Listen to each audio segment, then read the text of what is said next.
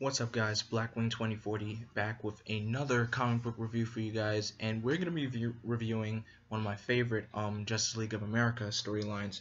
This is called Justice League of America: The Injustice League. And just a little side note, I've been searching all over on YouTube to see if anyone did a review for this book. No one reviewed it. Like, no one.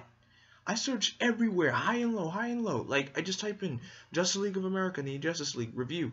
Nothing. So I guess I'm the first one to review it. Cause every time I type in Injustice League, it's gonna pull up clips from the Justice League episode Injustice for All, which is my favorite episode. But anyway, this book was before I start, this is the cover. Let me just bring it down for you guys. Cool, right? So, the Injustice League. So this is pretty much a supervillain team up, if I should say. It was written by Dwayne McDuffie, the late Dwayne McDuffie. He's been known for his work on Static Shock, Justice League Unlimited, some of the Justice League animated films, and many other things DC related. And he was really a great person. So may Dwayne rest in peace.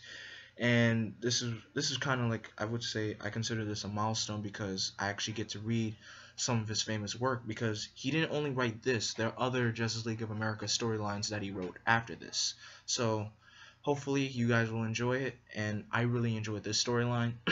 So let's begin, shall we? This it begins with Lex, Joker, and Cheetah in a secret hideout, deciding who they want to have in their league, just like how, you know, Superman, Batman, and Wonder Woman had um piles of pictures of who they want in the Justice League. Now we have it for the villains to see who they want to have in their league. So while they're doing that, the heroes are actually having a little celebration for, you know, for Green Arrow and Oliver, Black Canary and Green Arrow's marriage proposal. So Oliver's getting a bachelor party and Dinah's getting a bachelorette party. Let me tell you the funny thing about this though. Hal Jordan and Roy Harper are getting the strippers ready for the bachelor party, and Oliver doesn't know they're there. And there's trouble going on because he doesn't have enough money to pay them. So he calls Batman and says, Batman, I need your help. You want me to send you money so you can pay the strippers? And Hal was like, how did you know? I'm Batman. So now I know why that line always comes into play most of the time. So they're celebrating Oliver's bachelor party, and the female superheroes are celebrating Black Canary's bachelorette party. Now, while Firestorm, the new Firestorm, this is Jason Rusch, the Black Firestorm, not the Firestorm that you guys know on Legends of Tomorrow. His name is Jefferson. This one, Firestorm, his name is Jason. So his partner as Firestorm is actually his girlfriend. Her name is Jenny. Genni. She has superpowers as well, but combined together, they're Firestorm. So Firestorm comes into a confrontation with Killer Frost, and of course is able to subdue her anyhow. But he gets ambushed by Lex, Joker, and Cheetah, and Joker sprays Joker venom into his face, and Cheetah mauls him almost to death. And so Lex recruits Killer Frost into the Injustice League. Let me show you the picture for you guys so you can see how big this Injustice League is, because it's no joke. Oh, and also during the bachelor party, Hal Jordan has a conversation with John Stewart, saying that maybe they could switch league roles, so because Hal needs to do more work as a Green Lantern than a Justice League. So John understands, and he said he'll take his place as Green Lantern on the League. So, and John Stewart is my all-time favorite Green Lantern and black superhero, so that's another reason. So anyway, let me show you the picture of the Injustice League itself. Hold on. Here we are. Big group. Very big group. A lot of villains. Very big group of supervillains. Even some villains I've never seen or heard of before in my life. But other than that, so one of the dancers at the bachelorette party tells Wonder Woman that Firestorm has been hospitalized. So Wonder Woman and Hawkgirl go to the hospital to speak with Firestorm and tell him what happened. Firestorm tells him that he got ambushed by Lex, Joker, and Cheetah, and while in the hospital, they get ambushed by Dr. Light and Cheetah as well. Dr. Light injures Hawkgirl by shooting a beam of light into her shoulder. Wonder Woman gets captured. She tells Hawkgirl to go get backup, and Cheetah tells Dr. Light let her go because she's just a bait. So the League, the Injustice League, is one step ahead of the Justice League, and that's a cool thing.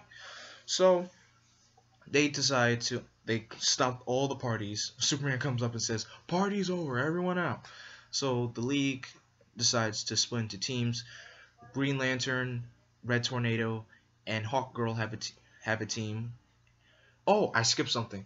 Batman and Roy Harper, Red Arrow, go to the crime scene to figure out what happened, what went down, to see who was there. And of course, Batman, being the detective, figure out who was there.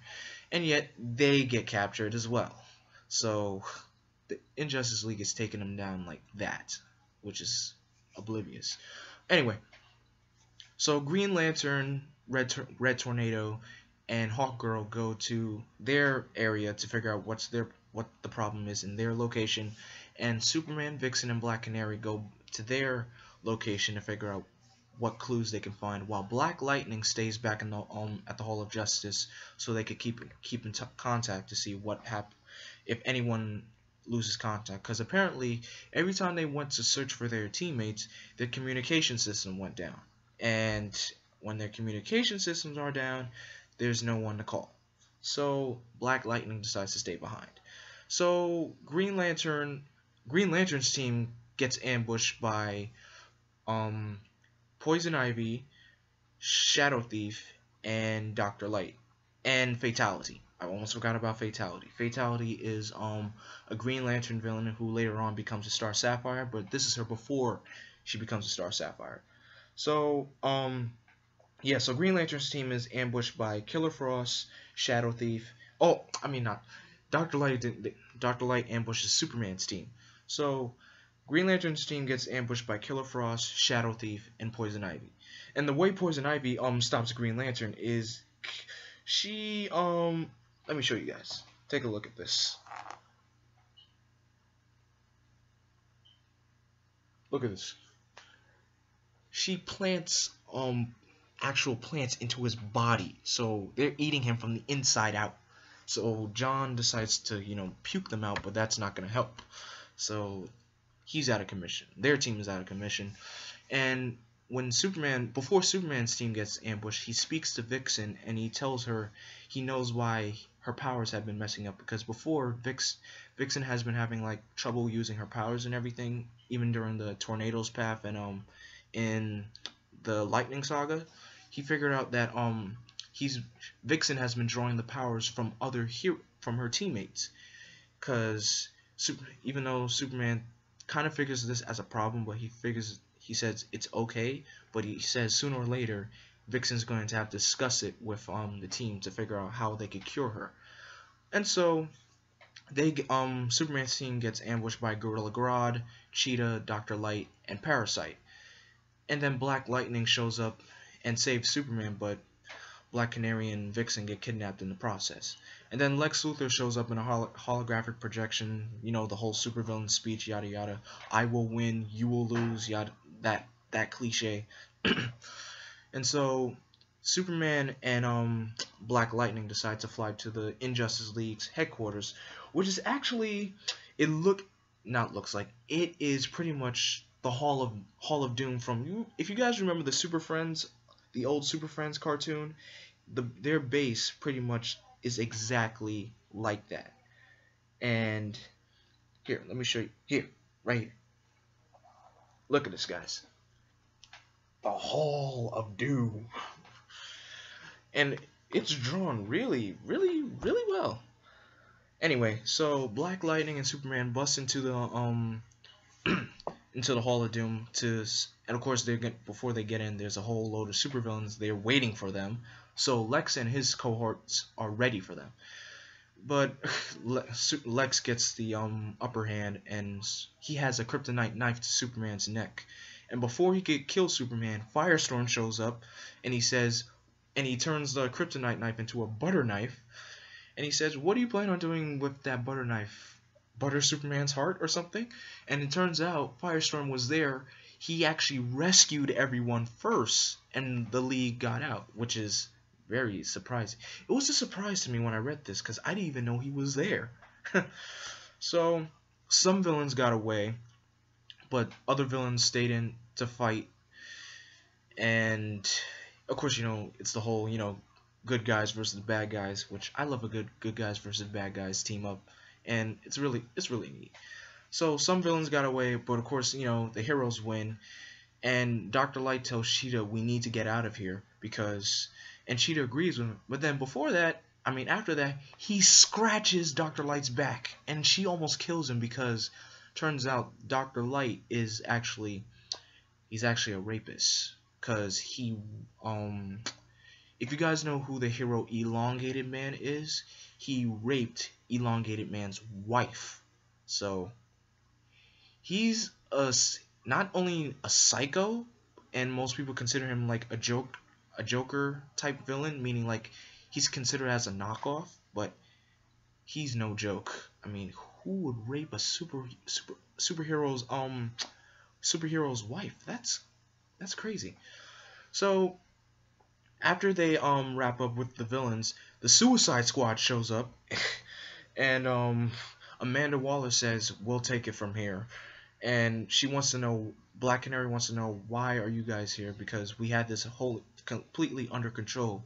And Amanda Waller says that the Suicide Squad actually captured some of the villains that ran off before the battle started. And let me show you a picture of who's part of the squad.